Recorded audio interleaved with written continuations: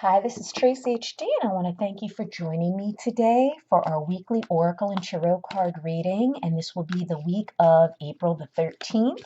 And I am using the Wisdom of the Oracle deck by Colette Baron Reid. You may use this as a pick a card reading, card 1, 2, or 3, or a blended reading with all three cards. As I shuffle the deck, I'm asking all light beings, angels, and God, please relay the message I need to share with my viewers, the highest good of all. And we have a jumping card. So we're going to take this as card number 1, and then I'm going to take the middle card as card number 2, and the bottom card is going to be card number 3 and the final card. Okay, so let's see what we have here. This was the jumper. This was the message that wanted to be heard. Okay, we have deep knowing. And look at this beautiful little owl with that little smile on his little furry face. He is the most precious little thing in the middle of this card. My eye was just drawn straight to him. And this is card number 43.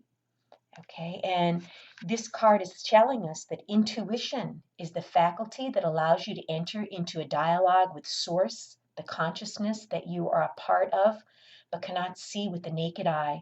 It's perplexing that people are taught to ignore this natural capacity to navigate their journeys, to access their inner guidance. Know that you have an ability to read between the lines and find all the truth that was missing when the story was told. This deep knowing allows you to open the door to wisdom far greater than what is available in the limitations of human experience. You're given information that may make no sense whatsoever to the logical mind or five senses, but which is 100% correct and true. The trick is to listen and then to act accordingly. You're now invited into the sacred dialogue of deep knowing rather. So tune in and trust your vibes. They will be right. Ask and you will receive answers from unusual sources. So yeah, this is our intuition, our gut feelings. And you may have a feeling about someone or something, or you may hear something that doesn't make sense. Trust your gut feelings on it. Our gut feelings are our internal warning system. Okay, and it warns us against harmful things and danger so we could protect ourselves. And you don't need to explain why you feel like you feel. It might not seem even logical why you're feeling or thinking what you're thinking, but trust it. Your gut feelings will never lead you astray. I regret not listening to my gut feelings about people, places, and things. And, you learn the hard way. And after you experience things like that, you learn to listen to whatever your inner knowing is and don't question it. You don't have to explain yourself. And then card number 2 is chop wood. Okay, and we have this little broom here, and we have this doorway, and this is card number 42.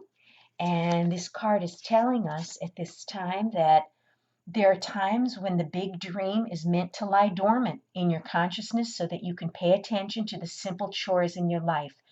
Yeah, so this pretty much from Spirit, what I'm getting is to be in the moment, okay? In the middle of this week, they're asking you to be in the moment. Right now, maybe things aren't progressing like you would like with a certain situation, and that's okay because it's all in divine timing and divine order. And when the time is right, things will move forward again. So it's just basically telling you to just, pay attention to the simple chores in your life. Consider why pruning a tree is the forerunner to delighting in the beautiful blooms when it's in full blossom. The mundane act of pulling off dead leaves, watering the soil, and then leaving it to be to let nature take its course is an important step in manifestation. Taking your attention away from your goals brings you into a state of receptivity. This is the deeper purpose for releasing attachment. When you engage in everyday tasks in a meditative, contemplative way, you clear your energy to receive your aha moments, which brings you even closer to what you seek. And this reminds me of a phrase called putting it on the back burner. And Dr. Richard Carlson, which is a psychologist, he's the author of the Don't Sweat the Small Stuff books. And he used to say, when you're really racking your brain trying to figure something out and the answer's just not coming to you, put it on the back burner It's like a pot of stew or a pot of soup that is allowed to simmer on the back burner. And at just the right time, the answer will come to you. So some of you may be wondering if, any of the hard work that you've done up to this point is going to bear fruit. It is. It is. But for right now, take care of the practical things in your life, allow things to unfold, and they will unfold in divine timing. And, when you're losing yourself in the moment, whether it's doing dishes or whether it's, sweeping the floor, you can turn it into a meditation just by being in the moment and completely being engrossed in exactly what chore you're doing is so grounding. And when you're grounded like that, you're more able to receive the messages and the signs and the synchronicities that are out there.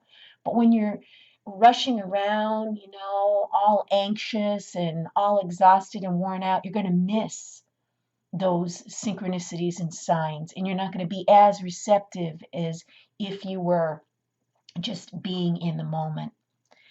And then the last card is card number 24, time for a nap. So I could see, this is such a, how could I say, such a lighthearted week. We're listening to our intuition, trusting our gut feeling, not questioning it. Then we're going to be taking some time out to be in the moment, to ease up on ourselves, to enjoy, just doing household chores or whatever it is. Maybe just take a walk, relax, ground yourself, meditate. And then here we are, time for a nap. And time for a nap is telling us that, we all need to take care of ourselves. Again, when we're well rested, okay, we're more likely to notice the signs and synchronicities around us than if we're rushing around frantically and oblivious to, what's going on in and around us.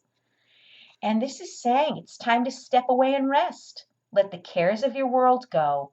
Go into a state of non-action and allow yourself to be free of the shackles of your goals, your lists, your desires. Nothing is important as rest, detachment, and neutrality. The overly busy mind can block you from inner wisdom.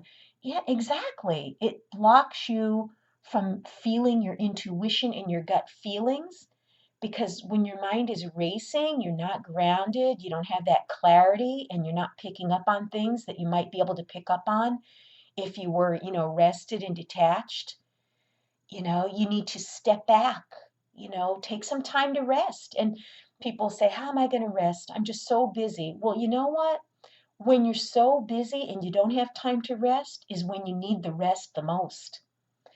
Be willing to let dreams surface and ideas flow through you, absent any force or conscious direction as you observe without engaging now. So this is a very relaxing week to just take it easy, ease up on yourself, enjoy being in the moment, take a nap, get some rest. What a beautiful, relaxing, gentle reading for this week. If you've enjoyed this reading, please like it by giving it a thumbs up, share it, and above all, subscribe, because I will be back with more.